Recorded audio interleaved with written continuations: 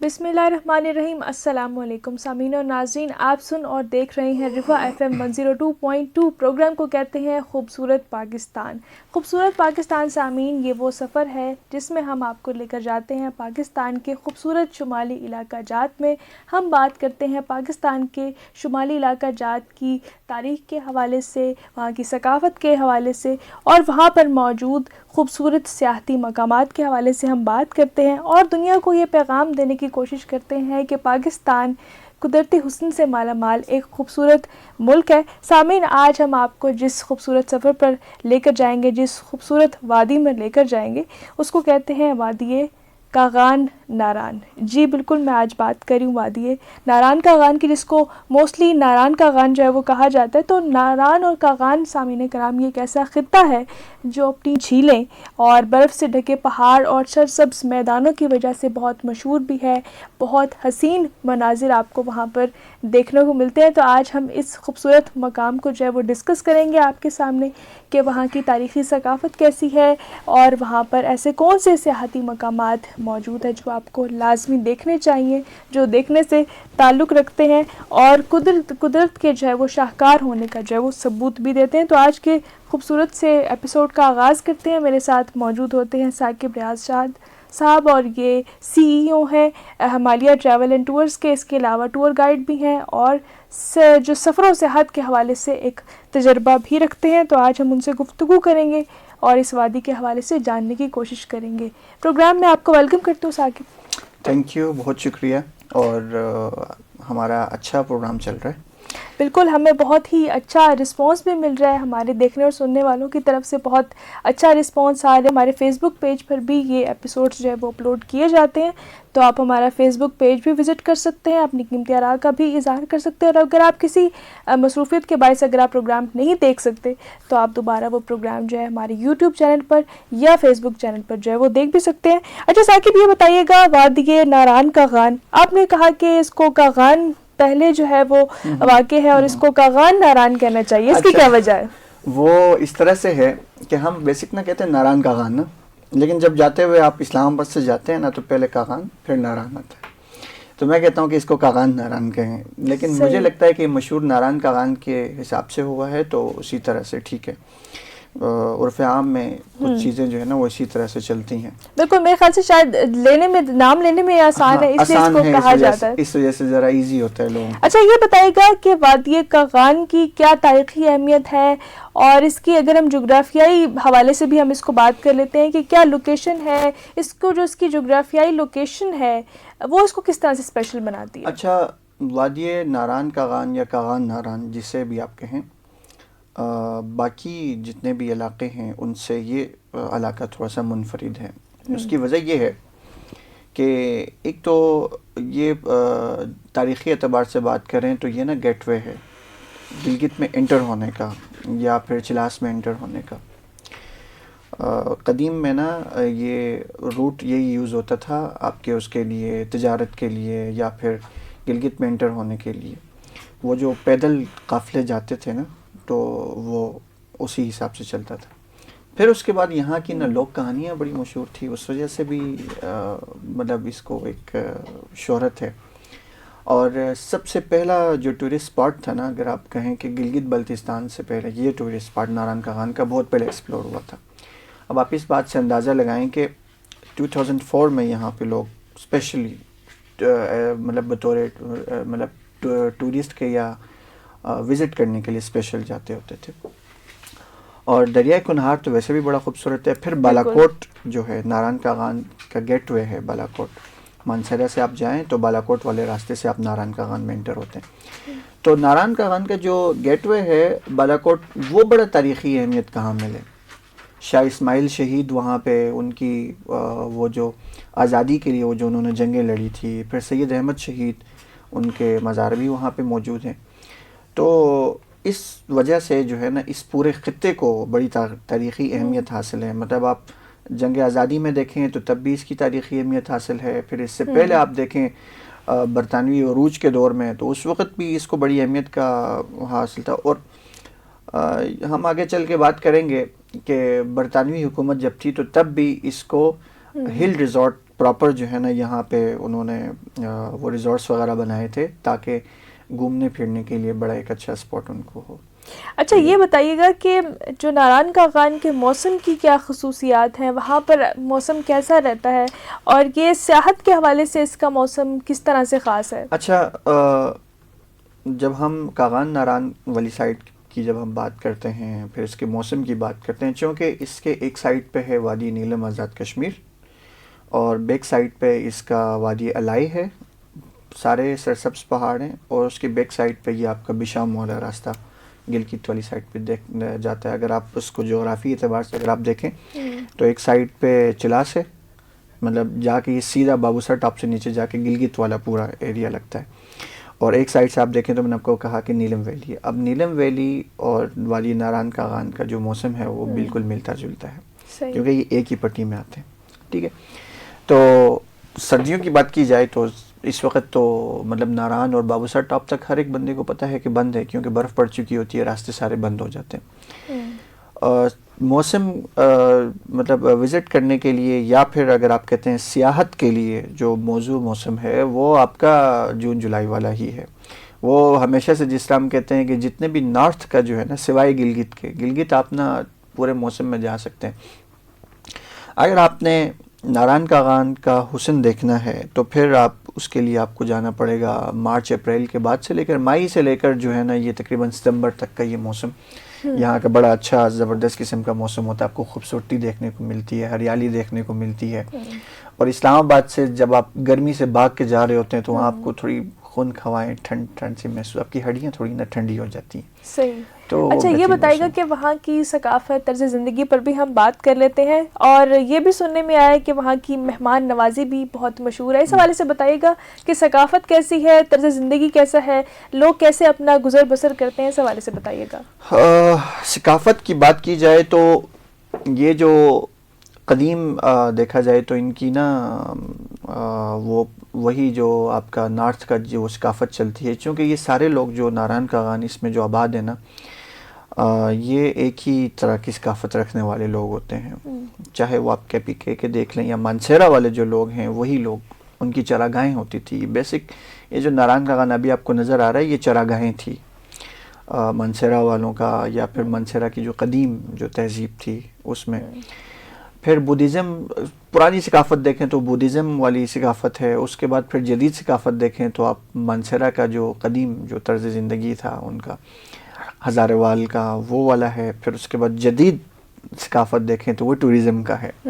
سب سے زیادہ جو ہوٹلز جو بنے ہیں یا وہ اسپاٹ یا وہ ٹورسٹ پلیس جس نے بہت جلدی میں ترقی کی ہے وہ یہ ناران کاغان کا ہے. مطلب یہاں ایک دم سے اتنے زیادہ ہوٹلز بن گئے ہیں. وہ پہلے بیابان چراگاہیں ہوا کرتی تھی, اور ابھی آپ دیکھیں تو پورے شہر بن چکے ہیں وہاں پہ. صحیح. تو پھر اس کے بعد یہاں پہ ہم ان کے اوپر طرز زندگی کے اوپر بات کریں تو قدیم جو طرز زندگی تھی وہ تو میں نے آپ کو بتایا کہ چراگاہیں تھی, تو مال مویشی یہ لوگ پالتے ہوتے تھے, ان کے لیے کھلی چراگاہیں تھی. آگے چل کے شاید ہم کہیں بات کریں وہ ایک لوک کہانی بھی اسی سے ریلیٹڈ ہے. تو اس طرح سے یہ ہے. تو سیاحت کے اوپر پھر جو ہے نا یہ بعد میں جب ایک دم سے سیاحت بڑھی تو پھر ان کی زیادہ تر جو طرز زندگی ہے یا پھر ان کی جو ثقافت ہے وہ ٹوریزم پہ چینج ہو گئی ہے ساری. صحیح. تو یہاں پہ سب سے زیادہ ہوٹلزم مطلب ہوٹلز جو ہیں وہ سب سے زیادہ یہاں پہ ہیں.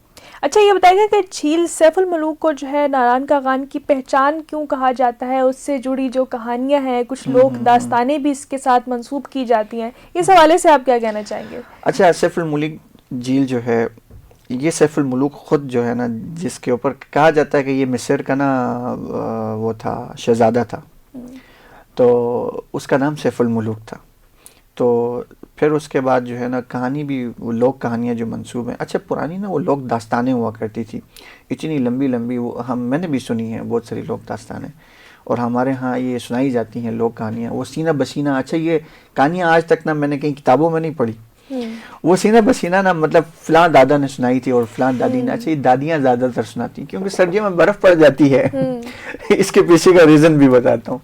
سردیوں میں برف پڑ جاتی ہے نا تو زندگیاں جام ہو جاتی ہیں. ایسا ہوتا ہے کہ باہر 8 فٹ کی برف ہے تو آپ نے کہاں جانا ہے, تو آپ نے گھر میں اندر ہی کوئی کام کاج کرنا ہے, تو خود کو مصروف رکھنے کے لیے نا اس وقت گھر کے اندر نہ کوئی مصروفیات نکالی جاتی تھی. اون ہوتا تھا, اون کاٹ کے اس سے جو ہے نا وہ چادریں بناتے تھے, اس سے کپڑے بنائے جاتے تھے, جرابیں بنائی جاتی تھی, ٹوپیاں بنائی جاتی تھی. تو اب بندہ خاموشی سے کام تو نہیں کر سکتا, تو پھر ادھر نہ داستانیں سناتے ہوتے تھے بیٹھ کے لوگ کہانیاں.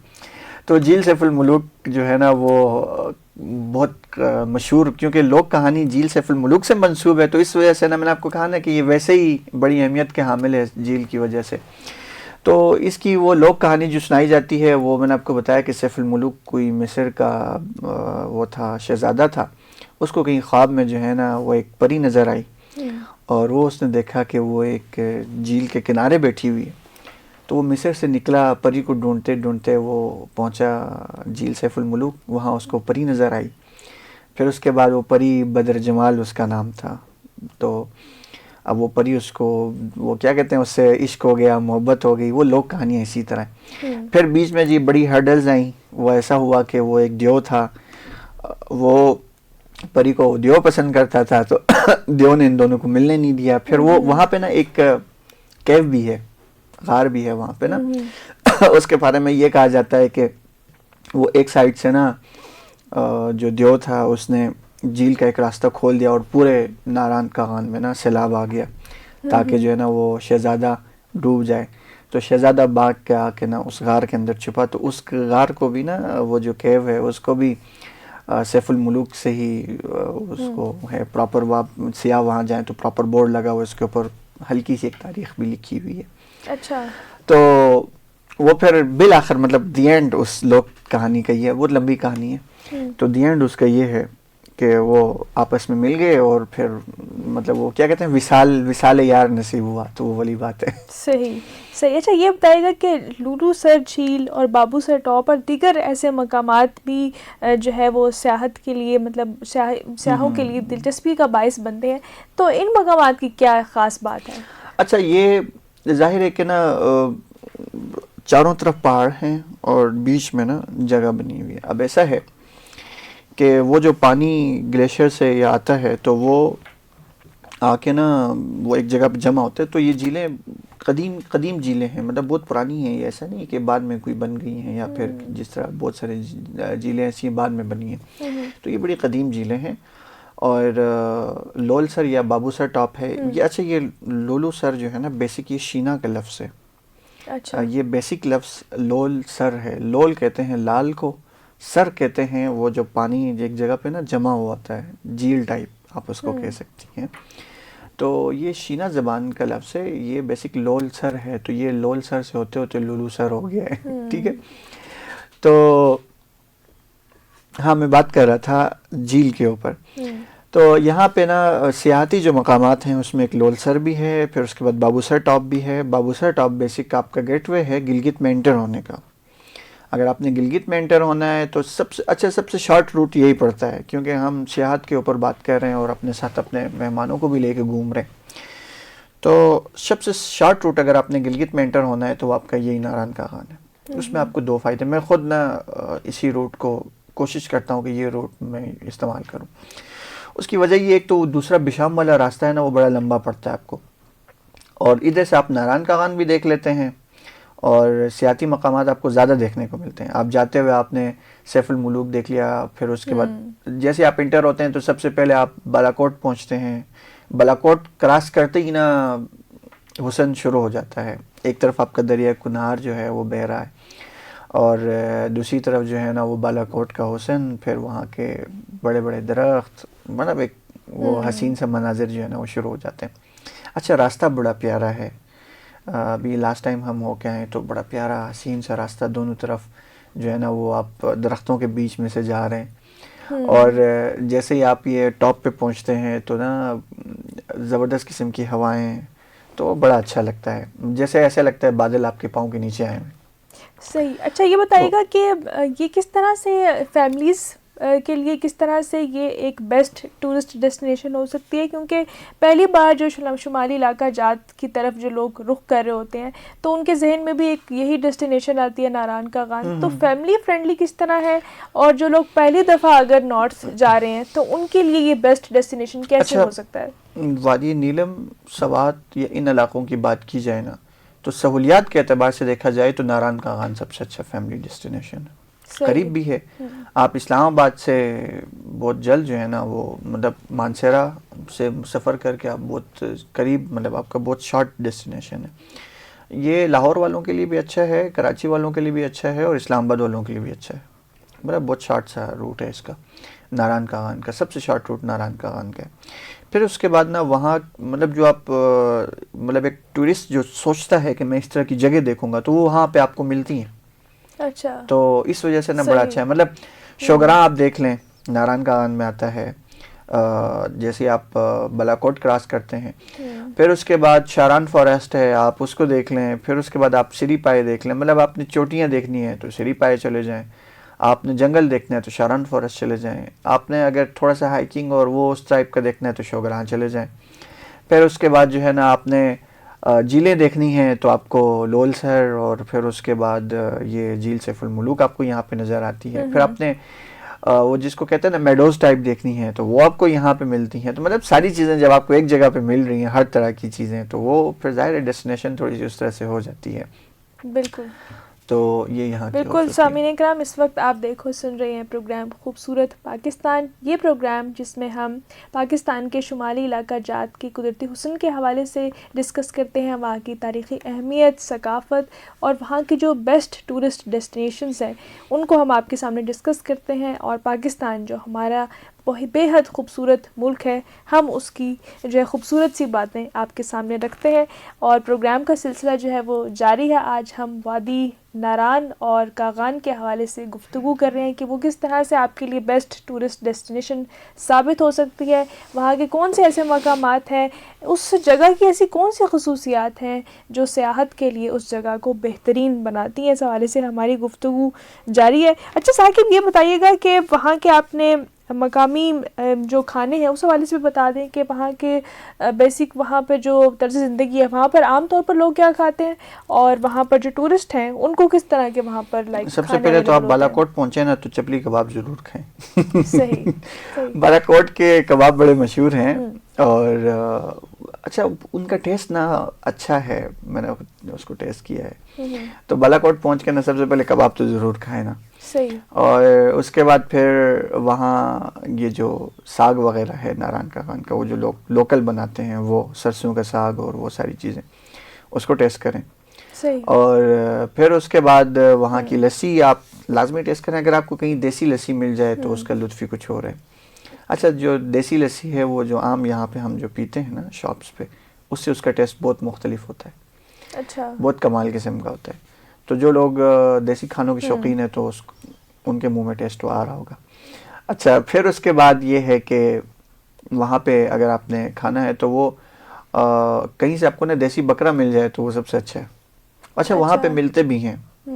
لاسٹ ٹائم ہم نے ایک کیا تھا اس طرح کا پلان, تو ہمیں وہاں سے نا وہ دیسی ہم نے پورا دمبا لے لیا تھا, وہ خود ہی ہم نے ذبح کیا, خود ہی بنایا بیٹھ کے. تو آپ اس طرح کا بھی پلان کر سکتے ہیں. صحیح. مقامی کھانوں کے اعتبار سے دیکھا جائے تو میں نے آپ کو بتا دیا ہے کہ کباب شباب اور یہ ساری چیزیں وہاں کی فیمس ہیں. صحیح. اچھا, آپ نے بتایا کہ وہاں پر آپ خود بھی مطلب کھانا وغیرہ بنا سکتے ہیں, تو کیا کوئی ٹریکنگ ہائکنگ کے لیے کچھ ٹریکس ہیں, اس حوالے سے بھی بتائیے گا. آپ جھیل سیف الملوک کی طرف جائیں تو آپ ہائکنگ کر سکتے ہیں. ٹریکنگ آپ کی بہت اچھی ہے سیف الملوک جھیل والی سائڈ پہ. پھر یہ آپ شوگراں چلے جائیں تو یہاں پہ بہت اچھی ہے. اچھا, کیمپنگ بھی آپ کر سکتے ہیں یہاں پہ.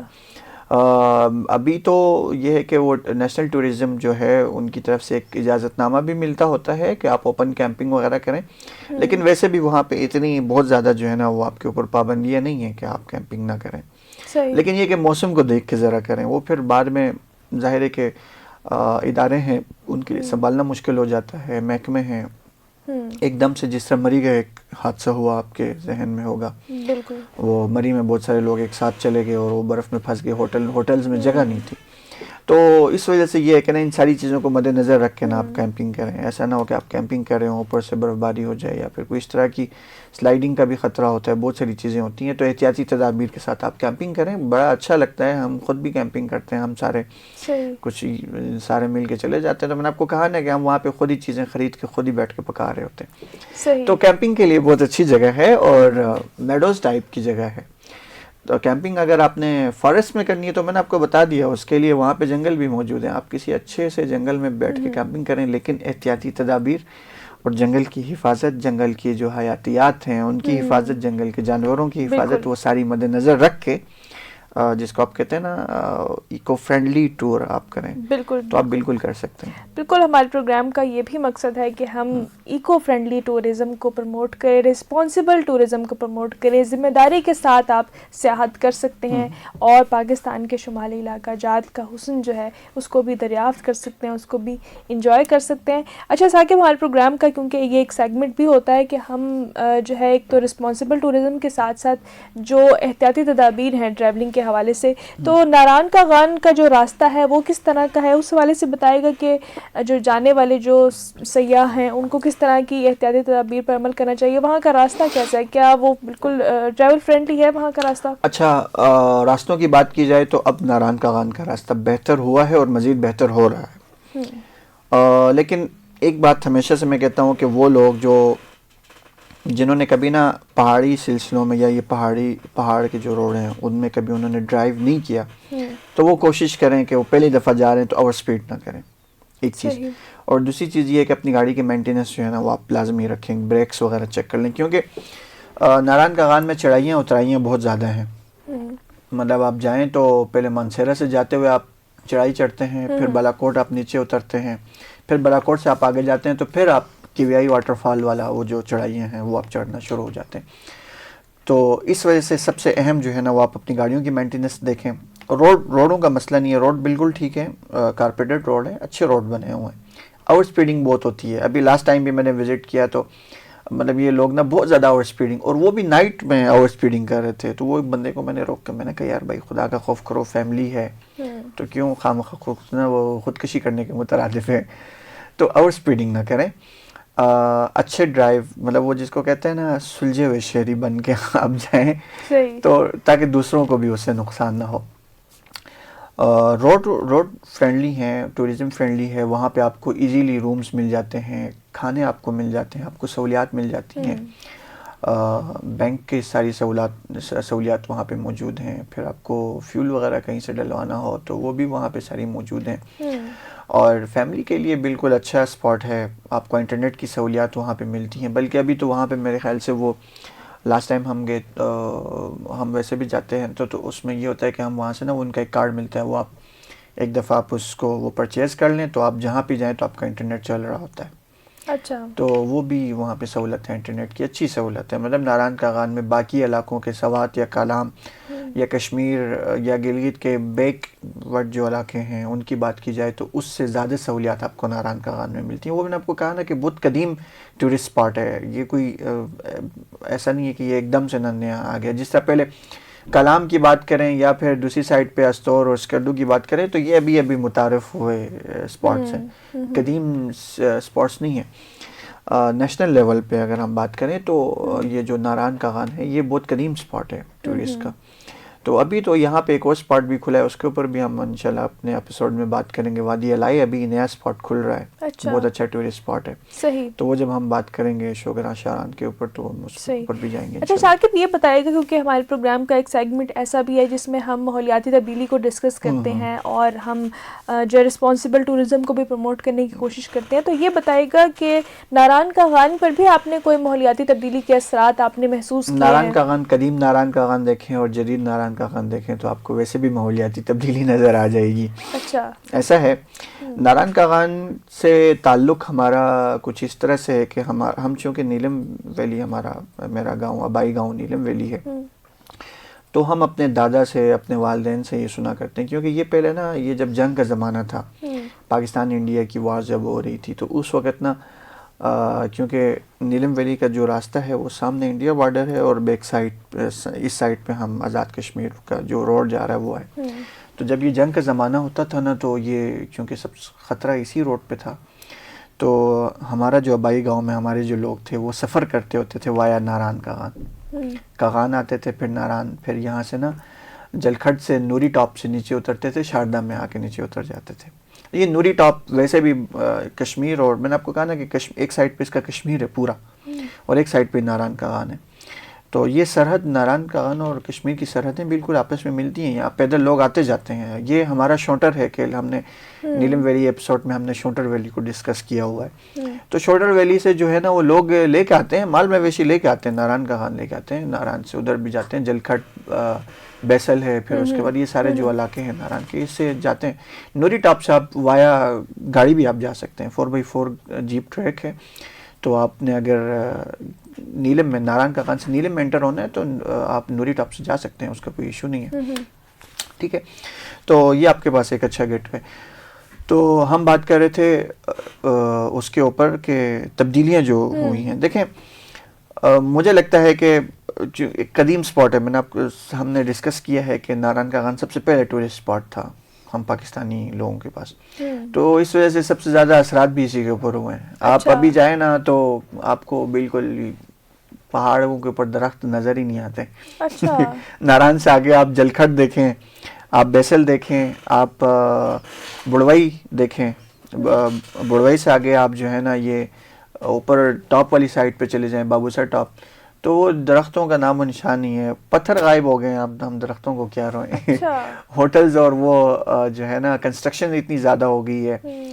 تو کوشش کریں, میں جس طرح ہر ایپیسوڈ میں ہم کہتے ہیں اپنے لوگوں سے, ایک ہماری ریکویسٹ ہوتی ہے, ہم ان سے گزارش کرتے ہیں کہ آپ نہ اپنے بچوں تک نہ یہ چیزیں پہنچائیں, کوشش کریں کہ ان تک پہنچائیں. اور اس کا اصل طریقہ جو ہے یا آپ جس طرح پہنچا سکتے ہیں وہ یہ ہے کہ آپ وہاں پہ اپنے ساتھ نہ دیکھیں 100-200 روپے کے ماحولیات دیکھ لیں, وہاں سے پوچھ لیں کہ وہاں پہ کون سے پودے لگ سکتے ہیں. تو اب صدقہ جاریہ کے لیے وہاں پہ پودے ضرور لگا کے آئیں. اور ناران کاغان کو خدارہ نہ صاف ستھرا رکھیں.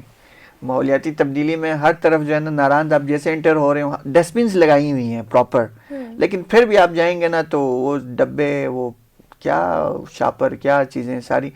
میں جا کے نا وہ یہ ہم لول سر پہ جب ہم پہنچے تو وہاں پہ نا نیچے گند ہی گند آپ کو نظر آ رہا ہوتا ہے. گرمیوں میں جب آپ جائیں, جب پیک سیزن ہوتا ہے نا ٹورزم کا, تو اس وقت آپ جائیں وہاں جا کے بندہ کہتا ہے یار اچھا اس میں اچھے لوگ بھی دیکھے ہیں. ابھی لاسٹ ٹائم گئے ایک گروپ آیا ہوا تھا کسی یونیورسٹی کا تھا, تو سارے بچے مل کے نا وہ چن رہے تھے گند, سارا جو بھی تھا وہ ریپرز وغیرہ اٹھا کے ڈال رہے تھے ڈسٹ بین میں. تو جب آپ کی سہولت کے لیے ڈسٹ بینز لگی ہوئی ہیں تو کوشش کریں نا آپ تھوڑا آپ بھی خیال رکھیں. تو وہ ہماری ریکویسٹ ہے, ہم یہ نہیں کہتے کہ یہ ہم ریکویسٹ کر سکتے ہیں.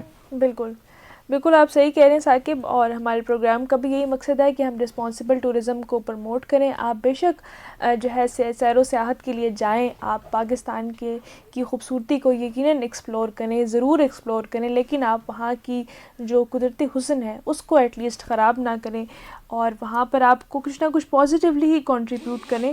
آپ وہاں کے ماحول کو صاف رکھنے میں اپنا مثبت کردار ادا کر سکتے ہیں.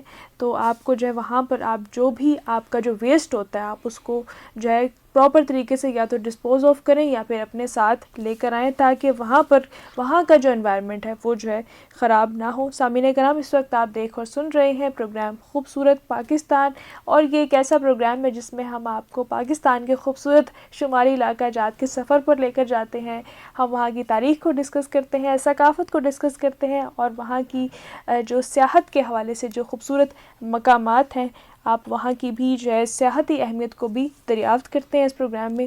تو آج ہم نے ڈسکس کیا وادی ناران کاغان کو, اور جیسے کہ ثاقب نے بتایا بھی کہ یہ ایک قدیمی جو ہے وہ ٹورسٹ سپاٹ ہے, بہت پرانا ٹورسٹ سپاٹ ہے اور بہت مشہور بھی ہے, جس کی وجہ سے یہ بہت ہی ایک اہم ٹورسٹ ڈیسٹینیشن بھی ہے. اس کے علاوہ جو یہاں پر جو مقامات موجود ہیں اس کے حوالے سے ہم نے ڈسکس کیا. ہم نے یہ بھی ڈسکس کیا کہ وہاں پر کس طرح کی جو ہے تہذیب جو ہے آباد ہے, اور وہاں کی جو ٹریڈیشنز ہیں وہ کس طرح کی ہیں. اس کے علاوہ کون کون سے ایسے مقامات ہیں جو آپ ایکسپلور کر سکتے ہیں, وہاں پر آپ سیر و سیاحت کر سکتے ہیں. تو میں امید کرتی ہوں کہ آج کے پروگرام سے آپ کو یقیناً وادی ناران کاغان کے بارے میں کچھ نیا جاننے کو ملا ہوگا. ایک بار پھر آپ کا ثاقب بہت شکریہ, آپ نے ہمیں وقت دیا.